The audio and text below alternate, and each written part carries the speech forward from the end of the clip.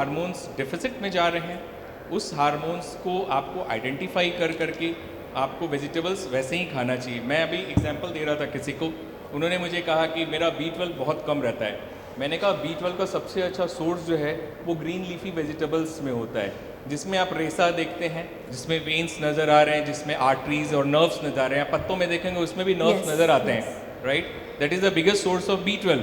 लेकिन आप जब पढ़ेंगे गूगल में जा करके, एवरी मिनरल्स और element has a boiling point, right. बर्फ़ का भी अपना होता है, पानी का भी होता है और गैसेस का भी। ये अपना स्टेट्स ऑफ मैटर चेंज करते हैं when come into contact of heat. जब हम उसी पालक के पत्ते को कुकर में 4 सीटी मरवा देते हैं, वो B12 ऐसे निकल जाता है। फिर हम पालक खा के सोचते हैं वाओ मैंने तो B12 खा लिया, वो B12 आपके अंदर नहीं गया।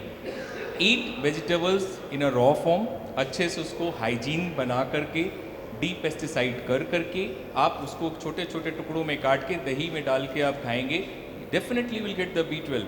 आपने उसको खौलाया नहीं, आपने उसको पकाया नहीं। पकने से हीट के कांटेक्ट में any element in the world changes it's states of matter. जब आइस तो उसकी प्रॉपर्टीज मेंटेन करना exactly, उसका प्रॉपर्टीज मेंटेन रहता है। तो एक्चुअली में हो क्या गया है कि ये जो फूड का जो मिथ है वो बहुत ज़रूरी है कि लोगों को एजुकेट करना कि ये नेचुरल सोर्स से हमको कैसे मिल सकता है, तभी आपका बॉडी अच्छा रहेगा। और मैं स्पेशली मेनोपॉज के समय में आपको बहुत ज़्यादा वेजिटेबल्स का ज़रूरत पड़ता है, मिनरल्स बहुत ज़रूरी होता है, प्रोटीन बहुत ज़रूरी होता है। बिकॉज प्रोटीन को बायोलॉजिकली हम लोग डिफाइन करते हैं, it is a building block of your sales.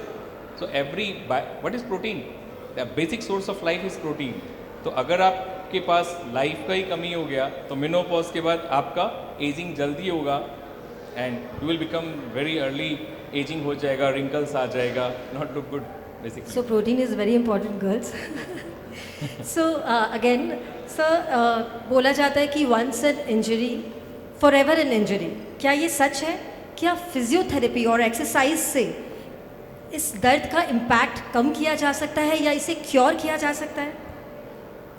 क्योंकि मतलब ये मानना है कि क्योंकि हम एज हो रहे हैं तो हीलिंग प्रोसेस भी स्लो हो रहा है, Correct. और इंजरी अगर है आपको और आपने सही समय पे ध्यान नहीं दिया